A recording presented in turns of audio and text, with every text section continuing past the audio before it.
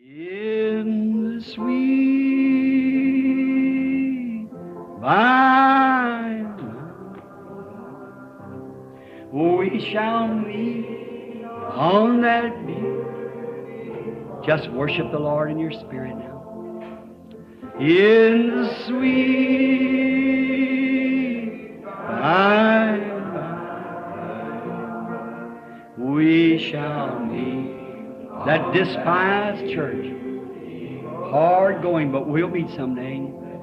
To our bountiful Father, we will offer our tribute of praise for the glory gift of His love and the blessings that hallow our with the Lord's despised few. By faith I choose in the sweet by and by, we shall meet on that beautiful shore. In the sweet by and by, we shall meet on that beautiful shore. There's a land that is just worshiping. This is the worship. Faith, I can see. By faith, I make my choice. Oh, there waits. I see all the Lord over there, Brother George, Brother Seward, all the saints.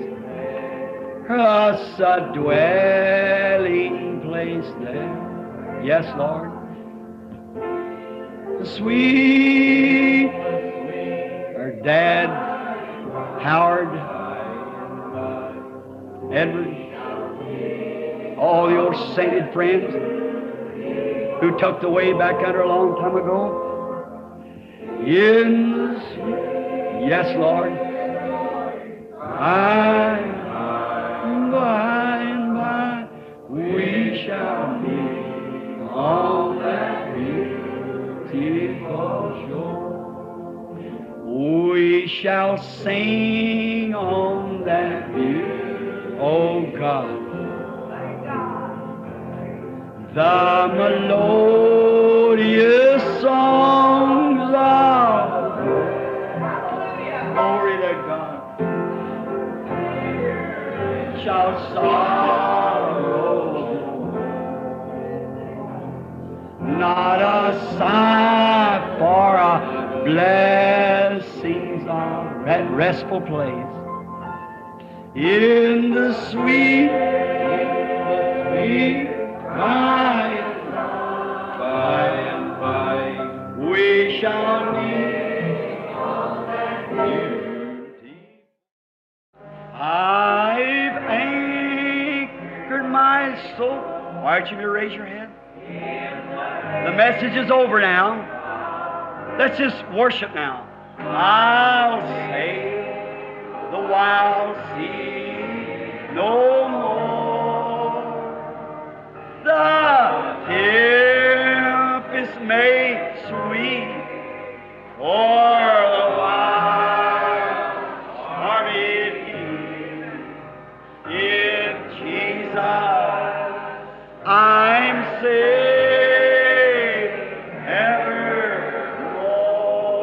Everyone now in worship, I've anchored my soul in a haven of rest. Sabbath, I'll sail the wide sea no more. The tempest made sweet for the wild stormy deep. In Jesus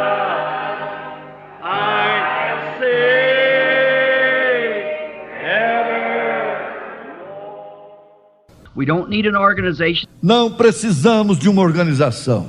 I have nothing against them. Eu não tenho nada contra elas. Only the damage that they do to pull people out and separate brotherhood and things. Apenas elas, o estrago que elas fazem ao tirar as pessoas para fora e separar a fraternidade e coisas. But we only need to look at one thing, and that's our substitute.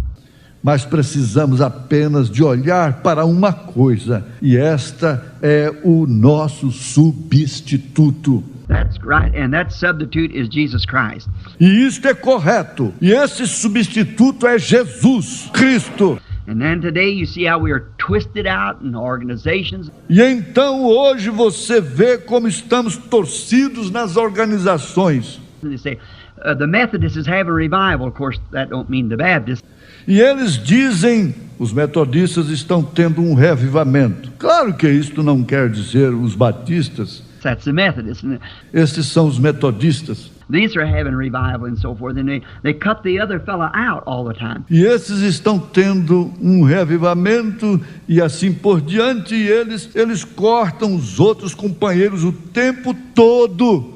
But we don't want to see it that way. Mas não queremos ver isto desta forma. We want to keep pulling that focus till we find out that there is one God. Queremos continuar ajustando aquele foco até descobrirmos que há um Deus. When you see three of them out there, you better focus the glass a little better, see. Quando você vir 3 deles ali, é melhor você ajustar as lentes um pouco mais. Vem. You're seeing something wrong. Você está vendo algo errado. So we better bring it in and find out there's one God over us all. And He's a God of the human race. Então é melhor você aproximar isto e descobrir que há um Deus sobre todos nós, e Ele é o Deus da raça humana. And if He's God at all, He's interested in every human being because it's His creation. E se Ele é um Deus em todos, Ele está interessado em cada ser humano porque é a sua criação. And He's interested in the children. E Ele está interessado nos filhos. He's interested in the old age, the middle age. Ele está interessado nos idosos e nos de meia idade. He's interested in the colors of us. Ele está interessado em nossa cor. In the white, the brown, the black, the yellow. O branco, o moreno, o negro, o amarelo. The different shades of our skins from the country that we come from and our forefather. He's interested in all of us. As diferentes tonalidades de nossas peles dos países de onde vieram nossos antepassados. Ele está interessado em todos nós. He's just not interested in the Jews alone or in the yellow race. Ele não está somente interessado nos judeus ou na raça amarela. Black race, white race, whatever it is, he's interested in the whole human race. Na raça negra, na raça branca, seja o que for, ele está interessado em toda a raça humana. And trying to get the human race to focus His word down to one thing. E está tentando fazer com que a raça humana focalize a sua palavra em uma coisa. And say, there is one God. E diga que há um Deus. And that God give an innocent substitute by becoming Himself man in order to take away sin to save the whole human race. E este Deus deu um substituto inocente através da vinda, se tornando Ele mesmo homem a fim de tirar o pecado e salvar toda a raça humana.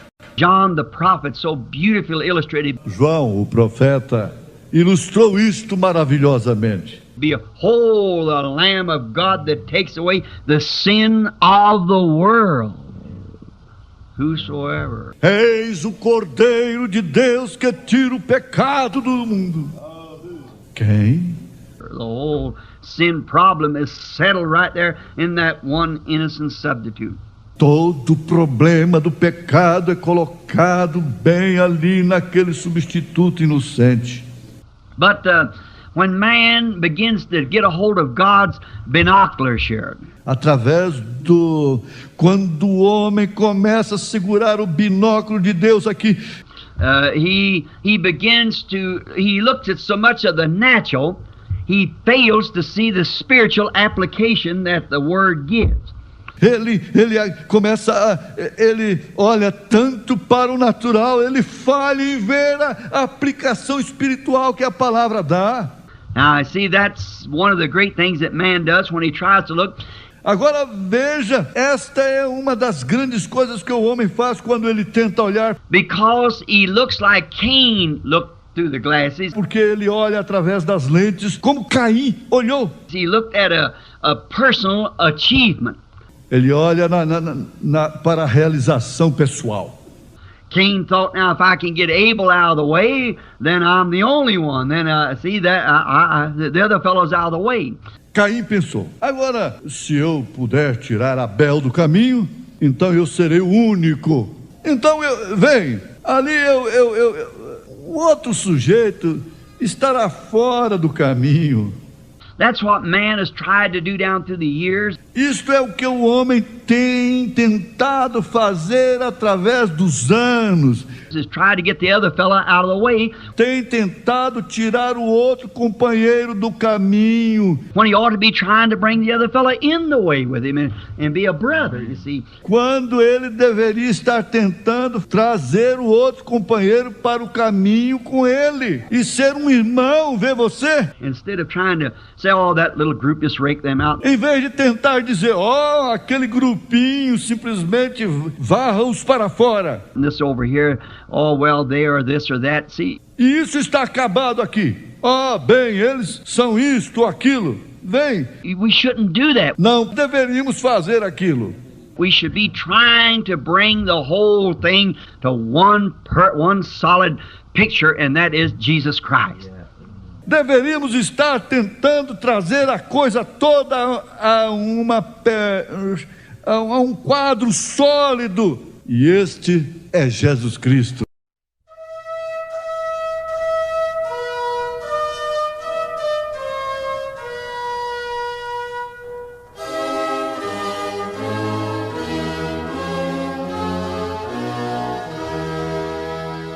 Cumprimentamos aos nossos ouvintes, nossos irmãos que participam conosco de mais esta programação. Uma boa noite com Jesus.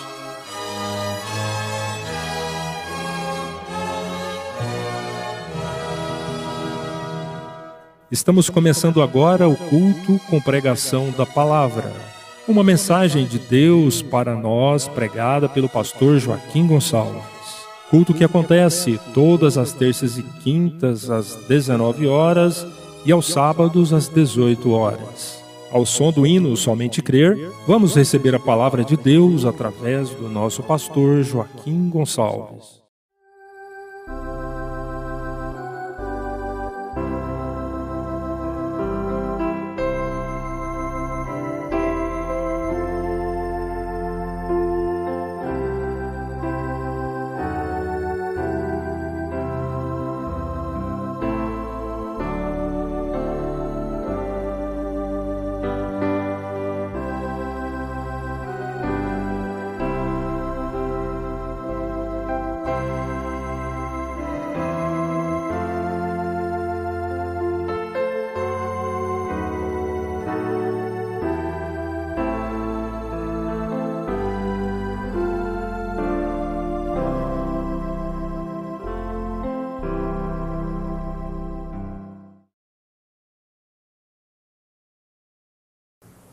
Revelação de Jesus Cristo, a qual Deus lhe deu para mostrar aos seus servos as coisas que brevemente devem acontecer, e pelo seu anjo as enviou e as notificou a João, seu servo, o qual testificou da palavra de Deus e do testemunho de Jesus Cristo e de tudo que tem visto. Bem-aventurado aquele que lê, os que ouvem as palavras desta profecia e guardam as coisas que nela estão escritas, porque o tempo está próximo. Então, ontem à noite, nós falamos aqui, através da Jornal e da Anhanguera, que João havia sido lançado, jogado num tacho de azeite, de acordo com a história, aquela coisa fervente mesmo, fervendo mesmo, de verdade, não é brincadeira não. E ele, por 24 horas, suportou aquilo sem dano algum. E os seus algozes tiveram-no como feiticeiro, e aquilo foi tudo pretexto após pretexto, não é? Ao invés de quebrantar o coração ao ver Deus com o homem, eles fazem se irarem mais. Aí então arranjam outros motivos contra aquele homem. Fazem endurecer, eles não veem Deus com aquele homem. Eles não podem ver, eles são cegados pelo próprio Deus. Deus cega aquele povo, como cegou os amigos de Jó, para não verem o próprio Deus ali, diz o irmão Branham. E, resultado, João foi parar na ilha de Pátimos, no mar Egeu. Aquilo lá era só para facínoras, porque era uma ilha que só tinha escorpiões e serpentes e coisas terríveis, e quem caía ali não sobrevivia. Mas Deus queria João, era lá mesmo. É importante, Deus queria José, era lá no Egito da forma que ele foi, cumprindo um tipo de Cristo. Às vezes você não entende porque você está nessa circunstância, porque você veio parar aqui em Goiânia, porque você pertence a este companheirismo. Você deveria entender por que você pertence a este companheirismo. Talvez medisse melhor as coisas. Porque Deus cega mesmo, para não ver que Ele está naquele companheirismo, para não ver que Ele está naquela mensagem. Deus cegou o entendimento dos judeus para não verem a Jesus, muito embora Jesus fosse um segredo manifesto. Um rabino disse para o irmão Branham, o profeta desta era: vocês são os pagãos. O irmão Branham disse: por quê você fala isso, rabino? Ele disse: é porque vocês dividem Deus em 3 partes. Ora, um judeu nunca creu nisso, porque nunca existiu, é claro, não? E jamais crerá. Os rabinos não podem entender que o Messias será uma segunda pessoa. Será o próprio Deus no meio deles. Eles só não creem que Jesus é aquele Messias que eles esperam. Que esperavam e que aguardam, que esperam. Jesus Cristo. Porque eles foram cegados para que a graça viesse para os gentios. É uma coisa muito bonita. E, coitados, sofreram, né? Sofreram por causa de nós. Rejeitarem o próprio Messias. Aí o profeta desta era disse para ele: não, rabino, eu não divido Deus em 3 partes. Eu não cometo essa loucura, essa heresia, né? Essa sim é uma heresia, nascida em Niceia, num pacto, num coito da igreja com o Estado. Um coito fornicário.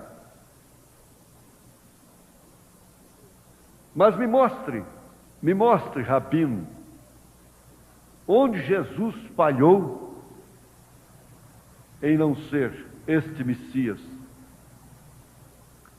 Ele começou a chorar, o rabino começou a chorar e disse: se eu pregasse isso aí, eu iria mendigar o pão.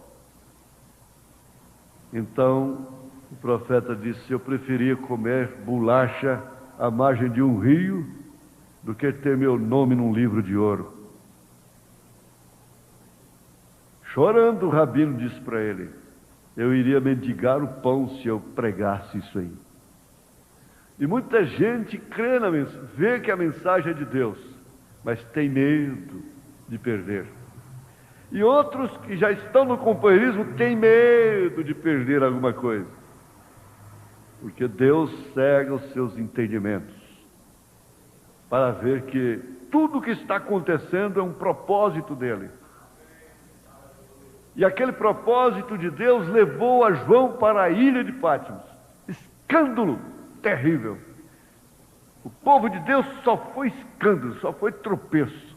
Um crítico alemão escreveu um livro só mostrando tropeços. E por fim concluiu dizendo assim: como pode esse William Branham pregar um Deus que deixou os seus fiéis morrerem nas arenas, queimados vivos, comidos por leões? Veja só, um crítico alemão, inteligente e sábio. Que doutor, que inteligente, né? PhD inteligente, né? Coisa maravilhosa, né? Mas Deus queria João, era lá mesmo, na ilha de Patmos, para mostrar para ele o que ele, Deus, mostrou em símbolos. Era lá mesmo, tinha que ser lá, não era num seminário, não era numa faculdade. Você não pensa que você vai receber a maior mensagem do mundo, que é a do arrebatamento, nestes meios intelectuais, quando, veja só, quando Anás e Caifás eram sumos sacerdotes, a palavra veio a João lá na faculdade. Eu não estou defendendo a ignorância, mas aonde veio a palavra de Deus a João? No deserto, diz a palavra. Onde veio o Apocalipse? Onde Deus queria João? Para onde foi o doutor Saulo, assim que caiu do seu cavalo? Para o deserto da Arábia, desincompatibilizar a sua mente e receber um evangelho que não era segundo os homens, receber do Senhor aquilo que ele ensinaria. Ora, sim, Moisés, 40 anos desintoxicando a sua mente, o que aprendera no Egito para depois ser usado por Deus. Então, foi lá na ilha de Patmos, foi exilado. Todos eles servindo de tropeço, de insulto, motivo de zombaria, de escárnio. Veja o que aconteceu com Tiago. Cortaram o pescoço dele. Veja o que aconteceu com João. Foi parar na ilha de Patmos. Veja o que aconteceu com Pedro. Foi crucificado de cabeça para baixo para não morrer igual ao seu mestre. Veja o que aconteceu com Paulo, aquele que deixou uma coisa tão grande, para misturar com essa gente. Teve o seu pescoço amputado por um machado. Vai medindo essas coisas aí, até chegar na morte de William Branham. Depois você vai chegar na minha também. Eles vão chegar na minha. E alguma coisa de mim também. Pode deixar.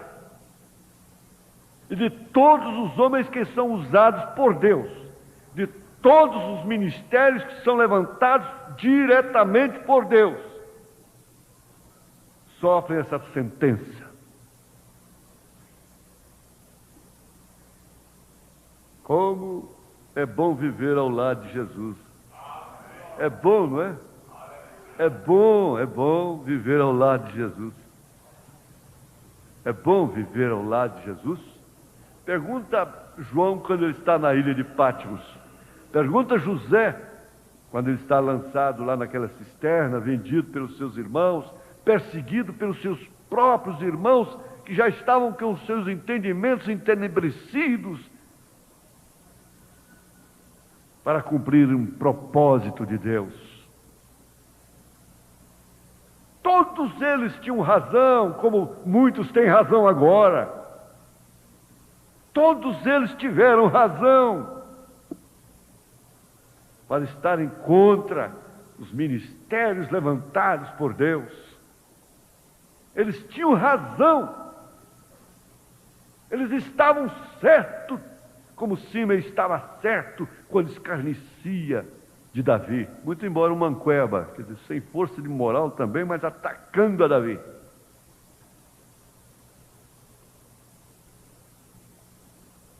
Quando se enquadra alguém na palavra, se sente ferido, se sente atingido, agredido. Mas a Bíblia se repete: João não morreu na ilha de Patmos. Esse foi o outro grande milagre. Um dos maiores milagres da vida de João, dentro do natural, foi que ele não morreu no tacho de azeite, foi que ele não morreu na ilha de Patmos. Ele voltou de lá com vida. Escorpiões enormes não puderam matá-lo. Serpentes terríveis e outras feras horríveis não puderam matá-lo. Nenhuma fera impediu que João recebesse a revelação do Apocalipse. E quando ele voltou aquela grande personagem, e eles fazendo campanhas e dizendo: vai pregar tal dia com a presença do irmão João, o apóstolo João que veio da ilha de Patmos, pregar o Apocalipse. Não houve isto. Ele ainda pastoreou, e a sua mensagem você deve ler em suas cartas, 1 João, 2 João, 3ª Epístola de São João. A sua mensagem foi esta: filhinhos, amai-vos uns aos outros. Ele não pregou o Apocalipse, porque ele mesmo sabia que lá no capítulo 10 do seu Apocalipse, a revelação de Jesus Cristo estava escrito, mas quando ele ia escrever, não foi permitido que ele escrevesse. Mas nos dias da voz do 7º anjo, isso não era para João, isso era para Elias, agora era para William Branham. Mas onde está esse nome na Bíblia, William Branham? Eu pergunto: olha no Velho Testamento, onde está o nome de João Batista? Me mostra. Me mostra onde tem João Batista no Velho Testamento. Era o mesmo argumento, não é? O mesmo argumento. Não temos nenhum João nessa linhagem. Era o mesmo argumento. E eu pergunto para você: onde tem o nome Trindade na Bíblia? Eu pergunto, me responda.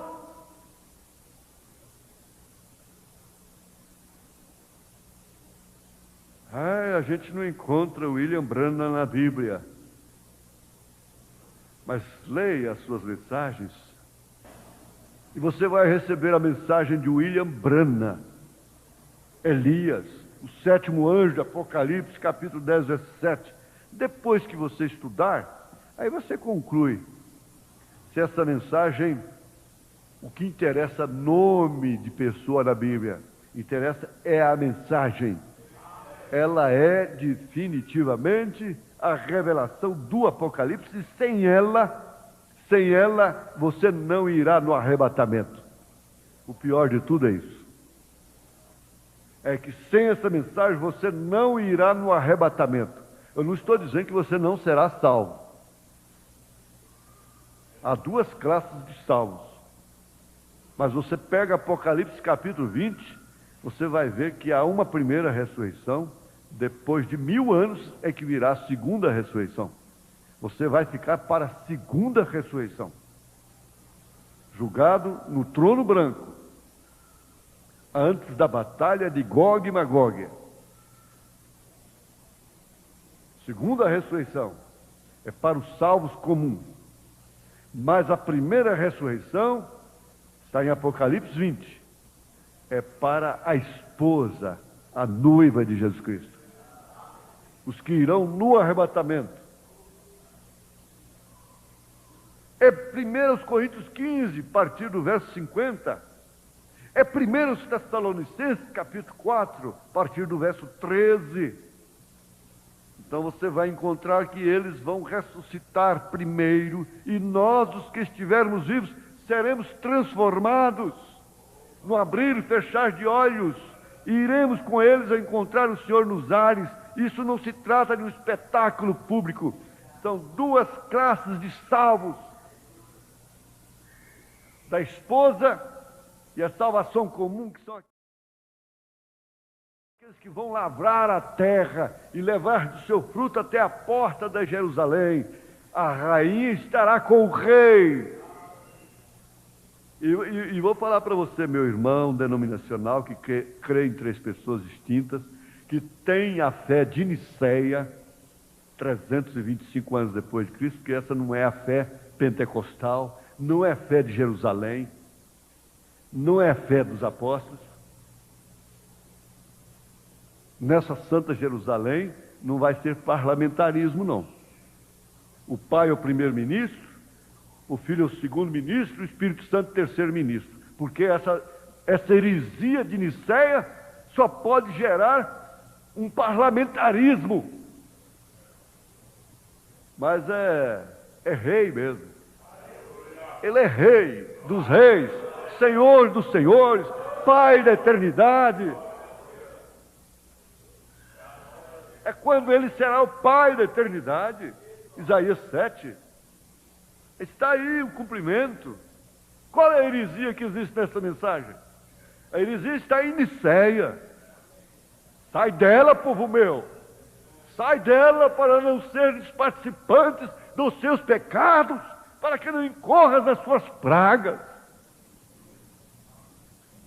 O povo está cego, não está vendo os dragões, os monstros pisando, acabando com a terra. Eles estão esperando dinossauros, monstros pré-históricos. E os grandes monstros estão acabando com a terra, acabando com o maior valor que existe na terra, que é o homem. Os grandes monstros, os poderes, a informática. Vocês não podem ver esses anjos destruindo as árvores, tratores, fogo, queimando a terra, acabando com todos os seus valores. Não podem ver esses anjos poluindo o Tietê, o rio Meia-Ponte, o rio da sua cidade, onde seu avô pescou tanto. É a evolução, é o progresso, é a explosão demográfica. É claro, vocês não podem ver esses anjos acabando com a terra, com a terça parte das árvores. Não podem ver esses anjos poluindo os mares. Não podem ver como um filho de Deus, numa hora dessa, pode sentir-se bem numa praia de sodomitas.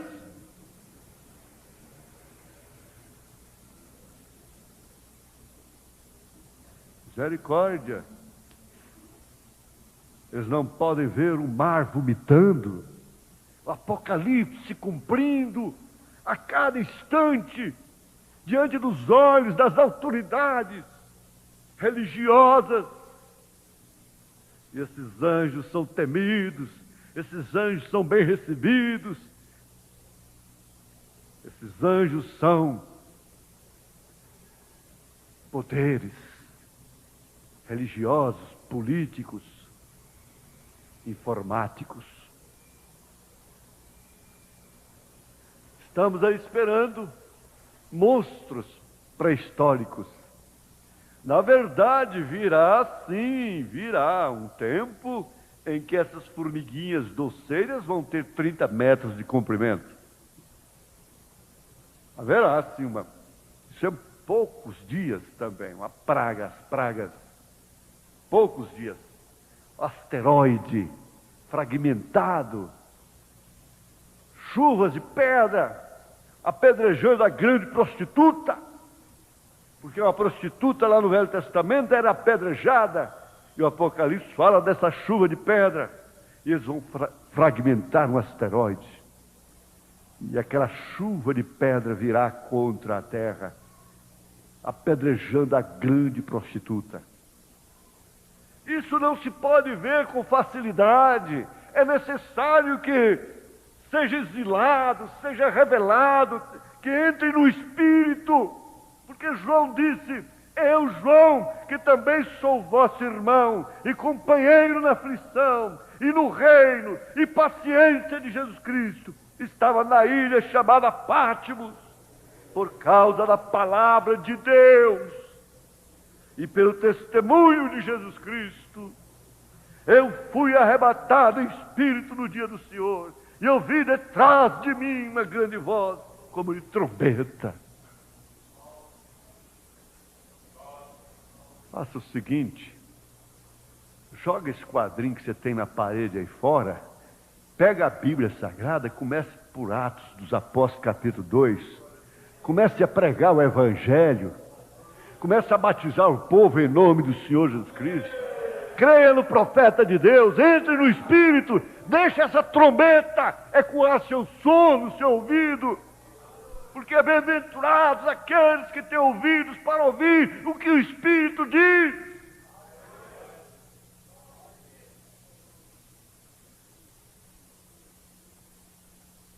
Dá vontade de pregar. Dá vontade de pregar. E alguém disse: fala mais, fala mais. Veja só, o mundo está entrando no Espírito, entrou no Espírito. Tem notado você como é que o mundo entra no Espírito das coisas do mundo? Como é fácil adquirir o hábito, os hábitos das moabitas, terem seus cabelos iguais aos delas. Como é fácil ter uma aparência falsa, produzida. Como é fácil. É fácil entrar no espírito das coisas do mundo. É fácil entrar na programação da TV, da televisão, e depois não ter como sair dela mais. É como que entra no jogo, depois não tem como sair do jogo, e quem começa a ouvir, assistir programações na TV, seja mesmo só noticiários, daqui a pouco ele não pode sair mais. Como jogador, ele não tem como sair mais, a menos que Deus o liberte, a menos que Deus o tire daquele inferno. Ora, se Deus tem que tirar do inferno, é agora, não é depois não. E entra no espírito das coisas do mundo, como o mundo entra no espírito das coisas do mundo. Eles vão aos seus jogos de bola, eles cantam seus rocks, seus eventos desportivos e seus bailes, suas copas, e o mundo todo envolvido no espírito olímpico, no Deus olímpico. Eles entram no espírito da coisa, e eles não ficam ali no estádio e nos seus bailes, como flores de parede, parados, quietos ali, algo morto. Não, eles têm vida, porque eles entram no espírito da coisa. Eles gritam, eles saltam, eles cantam o carnaval, eles pulam 3 dias, não é mais 3 dias, é antes e depois.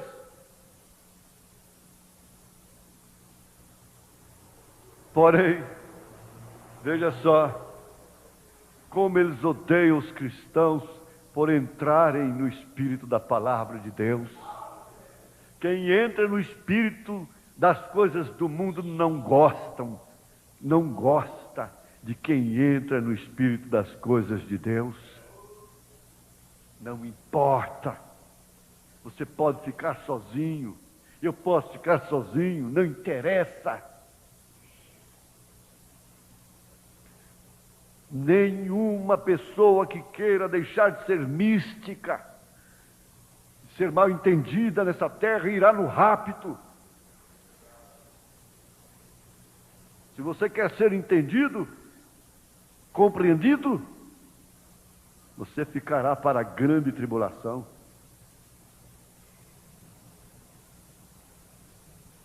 Veja, nos chamam de fanáticos, nos chamam de gritadores, de santos roladores.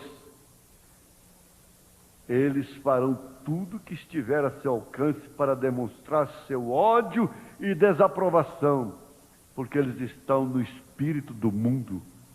Porém, você, como cristão, como filho de Deus, deve ignorar ao mundo como o mundo te ignora.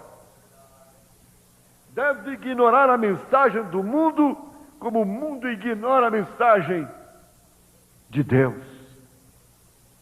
Da mesma forma que somos ignorados, nós ignoramos. Isso quer dizer, não nos interessa o que hão de fazer, o que hão de falar, o que hão de pensar. Você pode antecipadamente saber que você nunca pode ser querido pelo mundo. Porque se você fosse, como filho de Deus, querido do mundo, esse mundo então gostaria de Deus, gostaria de sua palavra, amaria os céus. Então siga e entra no espírito de adoração, está recomendando o nosso profeta. Nosso espírito é limpo, é novo, é verdadeiro, é tranquilo, é sério, não é agitado. Porém, não obstante, cheio de gozo do Senhor. O cristão deveria estar mais exuberante e cheio de prazer no Senhor que o mundo quando saboreia as delícias e prazeres do mundo.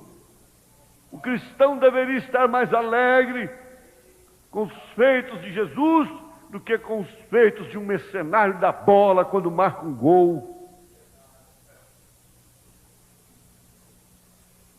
Os anjos cantam e louvam a Deus, fazem festas nos céus, quando um pecador se arrepende, não quando a bola entra na rede. Você já viu a sensação do gol? O gol é uma das maiores sensações que existe no mundo hoje. Negativa ou positiva? Negativa quando é contra o seu time. Positiva quando é a favor do seu time. O gol é um desabafo. O gol significa uma vitória. Mas a sua alma,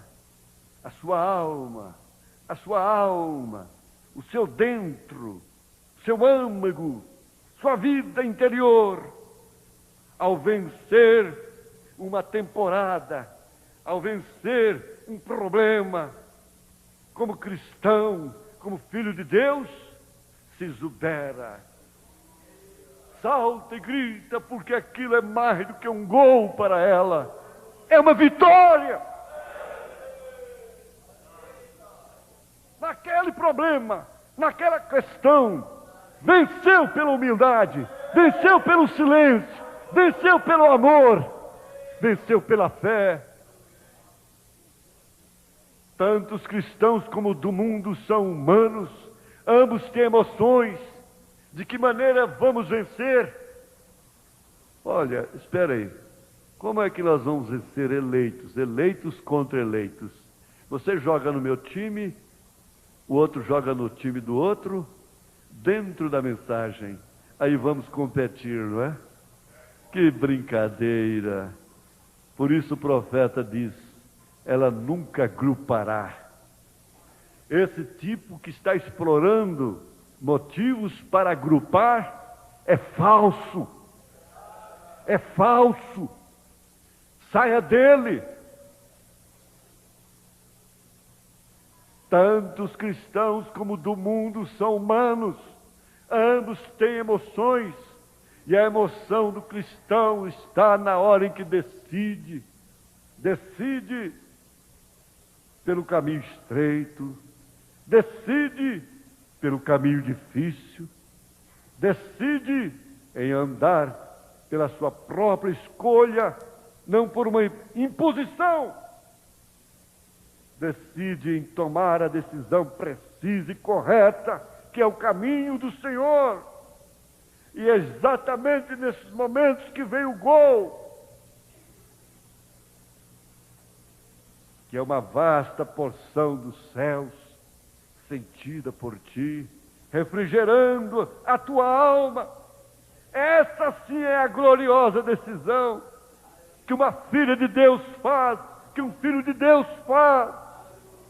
Por que para pegar um canudo de formatura tem que virar uma Jezabel? Tem que se mascarar.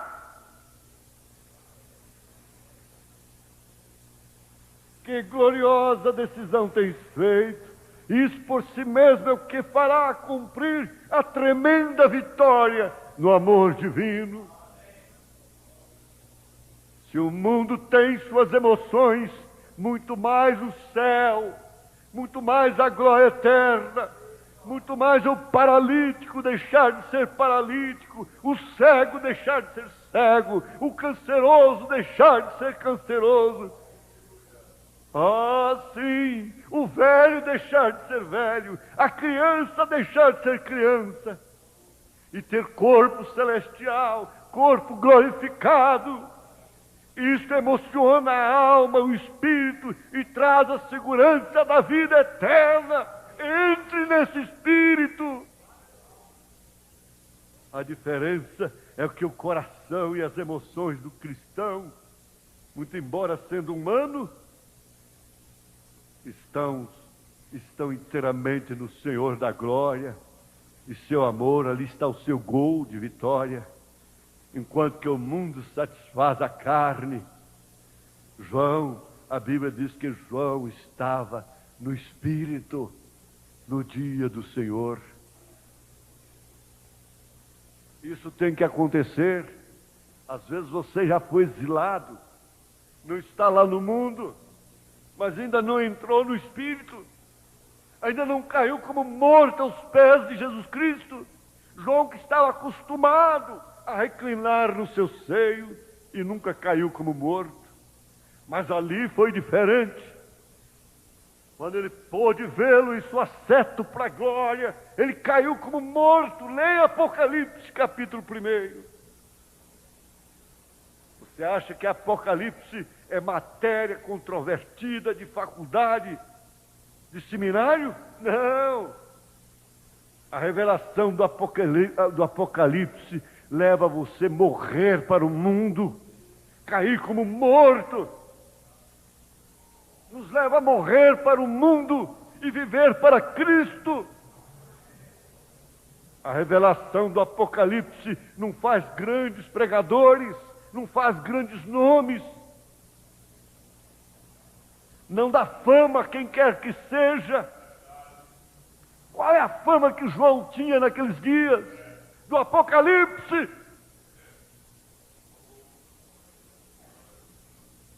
Principalmente quando ele gritou: caiu a grande Babilônia. E quando ele escreveu lá o número 666, todo o inferno sacudiu. Disse: ali está a queda da minha máscara. Virá um William Branham, virá esse sétimo anjo e mostrará a semente da serpente do Gênesis até o Apocalipse, e vai mostrar a queda dessa grande Babilônia. Vai mostrar que o Filho é visto, o Pai é visto no Filho. Quem vê a mim vê o Pai. Vai mostrar que o batismo do Pai e do Filho e do Espírito Santo é em nome do Senhor Jesus Cristo. Vai mostrar que Pai é Senhor, Filho é Jesus, Espírito Santo é Cristo. O inferno todo, os demônios todos estavam irados, estremecendo quando o Apocalipse estava sendo escrito lá na ilha de Patmos. Ele fez tudo depois para acorrentar esta Bíblia dentro de um sistema religioso que governa a terra. Mas Martim Lutero entrou lá, destrancou, quebrou essas correntes, leu neste livro que a salvação era pela fé, sacudiu a batina e disse: é pela fé, é de graça.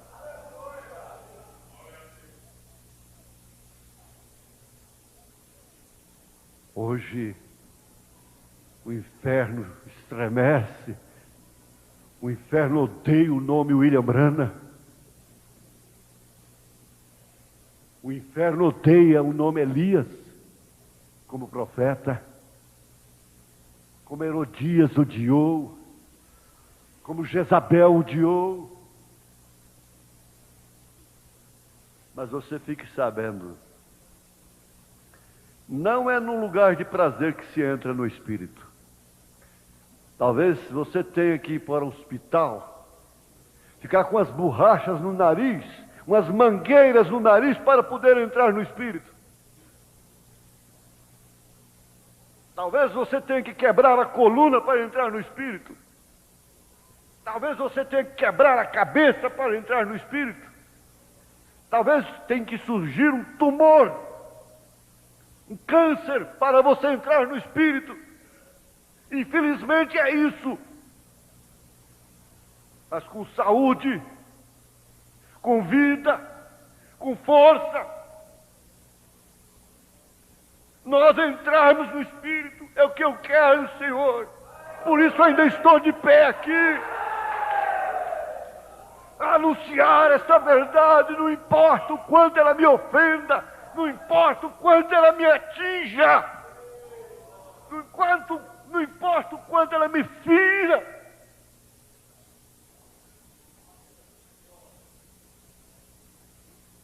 Não espere uma cama para entrar no Espírito. Não espere. Você se enche de razão, prevalece contra os outros, compra e não paga, paga e não compra, compra e não paga, e dá o calote empregado, dá calote no patrão, dá calote uns nos outros. Mas isso não passará lá no fim, diz o profeta. Há uma dívida ativa.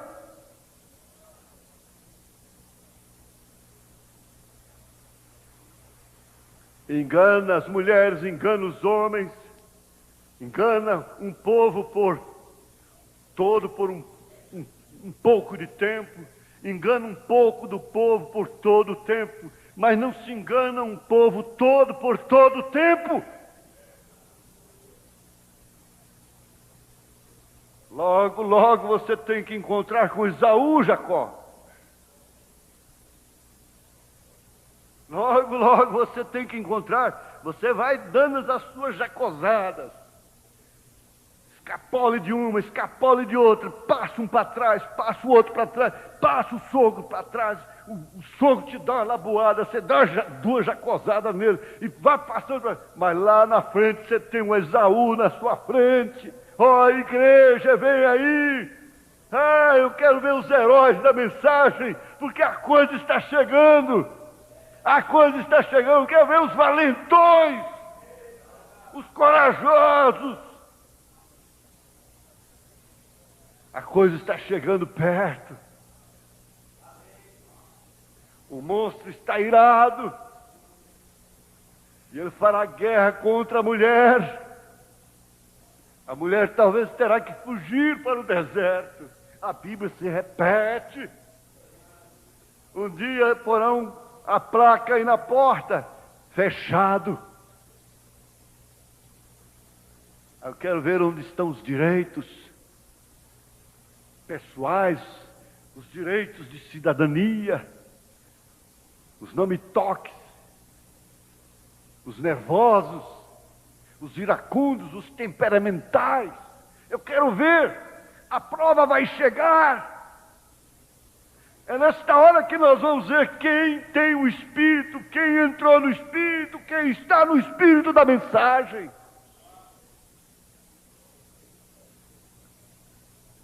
profeta disse, na mensagem, qual a atração? É a atração sobre a montanha.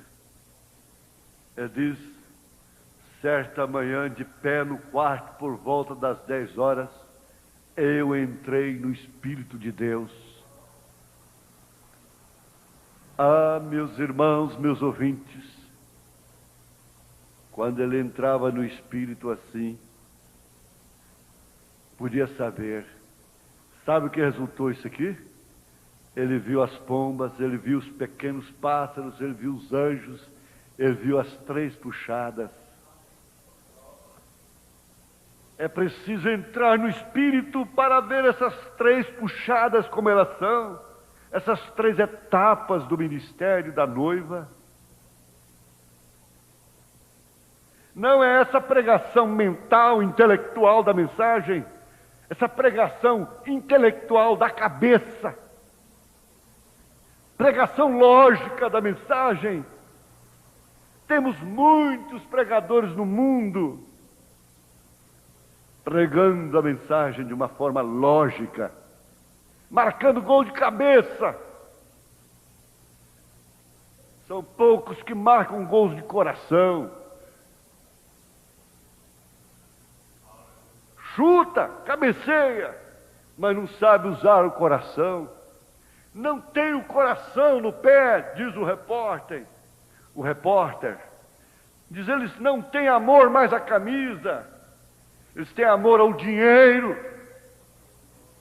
O amor deles está no dinheiro, tanto que dinheiro não lhes causa escândalo, dinheiro não é tropeço para eles, porque eles não têm a coisa no coração. Eles têm no pé para dar coice, para chutar, e tem na cabeça, e até marcam gols de cabeça. Mas é difícil um gol de coração. O gol do coração é amor.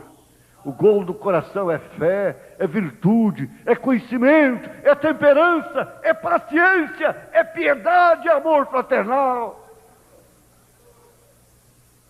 É a mente de Cristo no coração do homem. Por isso o profeta diz a importância da revelação pelo Espírito. A um verdadeiro crente nunca poderá ser superenfatizada. Nunca é demais. Como o carro não pode rodar sem a gasolina, sem o combustível, ele pode descer uma serra. Enquanto está descendo, ele embala. Não precisa nada no tanque. E ele ainda sobe um pouco também. Mas quando chega lá no top, ele não dá conta mais. Não tem nada dentro do tanque, meu irmão. É só barulho, é só porque as coisas estavam para baixo. Para baixo todo santo ajuda, eles dizem. Mas eu quero ver na hora de subir. Se não tiver combustível, não chega lá. Não tem jeito. É fácil você ver um carro, eles dizem, na banguela. Ponto morto. Ele ganha velocidade. Ele passa na frente dos outros. Mas ele não sai do outro lado. É necessário que, acima de tudo, você tenha a revelação e tenha a autoestima de sua vocação. A vocação, a sua predestinação, a sua chamada, faz parte de sua personalidade. E hoje nós vivemos num mundo que não tem autoestima. A mulher perdeu a autoestima. Por isso ela mostra o seu corpo. E isso é um tipo de todos os restantes das coisas. Mas a revelação faz parte de sua personalidade. Caracteriza o cristão. Identifica o cristão. E para ele não importa mais se está de cabeça para baixo, se está para cima. Para ele não interessa. Ele está na ilha de Pátimos. Ele entrou no espírito. Cobras, escorpiões passaram pelo seu corpo. Estiveram irados contra ele, feras, enquanto ele dormia. Mas havia uma ordem: vocês não podem tocar nele. Vocês não podem tocar nele. A grande prostituta não pôde, quando tomava o cálice da fornicação com os reis. Não pode. Não pode anular o batismo verdadeiro. Isso foi em Niceia, quando ela bebeu o cálice da fornicação com os reis. Sim. Por isso, você tem autoestima pela sua vocação, pela sua eleição, pela sua predestinação, por você ter crido no irmão Brana, no Elias, aquela viúva de Serepta de Sidom. Sim, que coisa! Era sua personalidade receber Elias. Fazia parte de sua personalidade receber o profeta de Deus. Fazia parte de sua personalidade dar o que tinha, o restinho que tinha de azeite e farinha para aquele profeta. Jesus não está pedindo riqueza, não está pedindo herança, não está pedindo dinheiro. Nós estamos vivendo na era do evangelho do dinheiro, que para prosperar alguém tem que dar dinheiro, dinheiro, dinheiro. Como se Deus fosse um mercenário também. Não. É a personalidade da viúva. Ser viúva em primeiro lugar. Legitimamente viúva. Todo o sistema morto para ela. Não tinha nenhuma cabeça extra regendo-a. Então ela pôde receber Elias. Com o pouquinho que tinha, com o pouquinho que temos, nós recebemos Elias. E não nos faltará a farinha e o azeite. Cristo e o Espírito Santo. Sim, você está de lá glorificando também. Porque isso bateu com essa semente que está dentro do seu coração.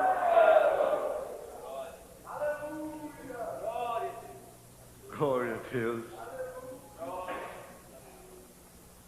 Vamos ouvir. É bom viver ao lado de Jesus, na ilha de Pátimos, ao lado do fogão, lavando roupas, ser uma esposa simples, humilde, em casa, do lar. É bom estar ao lado de Jesus, ser um marido responsável, trabalhando pela sua família, pelos seus filhos. É bom estar ao lado de Jesus. Quando tudo parece que vai ruir, quando o barco parece que vai afundar, e as ondas são mais altas do que tudo que você pode, é bom estar ao lado de Jesus. Grande Deus, Pai poderoso, de bondade e de misericórdia, nós não merecemos ouvir coisas tão profundas como estas. Por merecimento, jamais poderíamos ouvi-las. Jamais teríamos ouvidos para dar ouvidos a estas coisas tão profundas. Mas foi a graça, a misericórdia do Senhor para conosco. Não somos melhores do que ninguém. Pelo contrário, somos piores.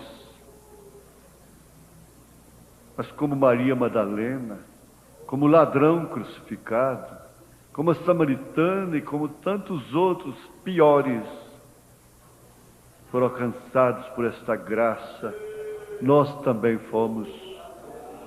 Só temos que agradecer que nesta hora, Senhor, o inimigo está furioso, está rangendo os dentes, mas por outro lado, os céus glorificam, porque a palavra é pregada como ela é. Graças a Deus. E nesta hora, câncer morre. O espírito do câncer morre. Morre pelo poder da palavra. Espírito de diabetes morre. Doenças nos ossos, na coluna, nas medulas, na cabeça, os ouvidos, os olhos, no sangue, nos nervos, são repreendidos pelo poder da palavra, pelo poder do Espírito. Nós te rogamos, Senhor, também, e agradecemos, pelo contrário, ou melhor, queremos agradecer pela solução dos problemas financeiros, problemas de emprego, problemas, ó Deus, de opressões malignas, de feitiçarias contra uma família. Tudo isso é desfeito pelo nome de Jesus Cristo, pela palavra que foi pregada, pela palavra falada, pela palavra falada, pela palavra de Elias, pelo Deus de Elias. Sua casa foi abençoada, sua vida foi abençoada, em nome de Jesus Cristo. Amém.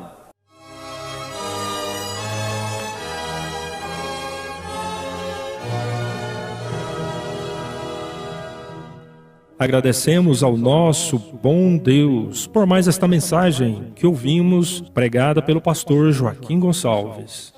Esta programação, com uma poderosa mensagem a nosso favor, acontece todas as terças e quintas às 19 horas e aos sábados às 18 horas. Ouça, participe e receba as bênçãos de Deus.